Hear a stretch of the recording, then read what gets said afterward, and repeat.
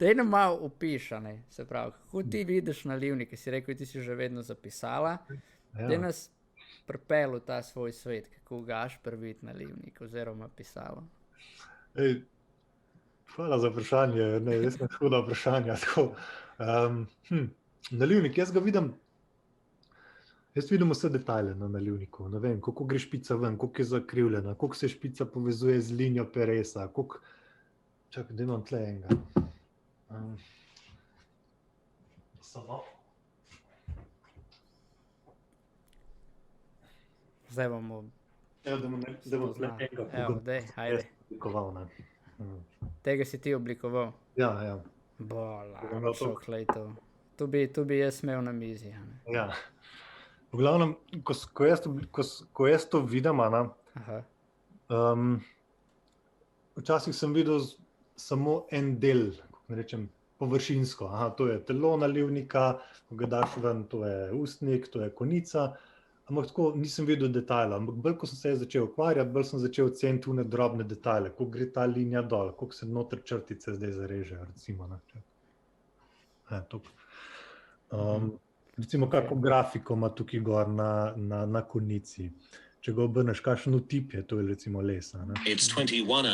Koliko je proporc tega nalivnika od tle do tle v primerjavi z tem, recimo. In bolj, ko se ukvarjaš z oblikovanjem, bolj grem deep, bolj grem uživati v njem. Recimo, ne vem, kako bi to mogel... Ko vidim prvič eno stvar, jo vidim na en način. Ko je malo globje pogledam, vidim druge stvari. In pa še globje in globje. Bolj ko globje vidim, več doživljam ene lepote v tem. Ta feeling lepote, ki ga jaz ful rad doživljam. Jaz sem tako obseden s tem. Je bilo cel dan nekaj delo, samo zato, ker mi je to nekaj lepo in mi pač tle noter špila lepo. In bolj ko raziskujem, bolj mi je lepo. In tudi če je na koncu recimo ful spucana zadeva, da dejansko nima čist nobenega več detajla, tako kot recimo iPhone, ki pa je tle dizajn. To je kvadrat, pa tle ima pobrane robove, ampak bolj ko ga gledaš, koliko je proporc tega, koliko je vse v bistvu domišljeno, bolj je to tako neka duhovna izkušnja med tem, ko to držiš in uporabljaš in vidiš, koliko je stvar perfektno in ne moreš nič več dodati, niti nič več dodati, da bi ta izdelek naredil boljši. Samo poslabšaš ga še lahko. Recimo, da vam rekel tle, to je ta nalivnik. Če bi vzel silhuet od tega proti temu, površina tega proti temu je enaka. Recimo, če bi bila to samo cilindrična palčka, bi bilo dolg čas.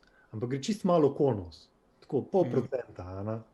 Ampak ta 0,5% naredi un feeling, ki ne veš čisto točno, za kva se gre, ampak neki špila, pa ne veš kaj. In tu so une forice dizajnerja, bolj ko se ukvarjam z njim, z dizajnom, šele s časoma odkrivam, kaj so uni subtilni detajli, ko naredijo eno stvar lahko tako ful hudo, ali pa sam pač je stvar. Recimo Apple računalnik ali pa, ne vem,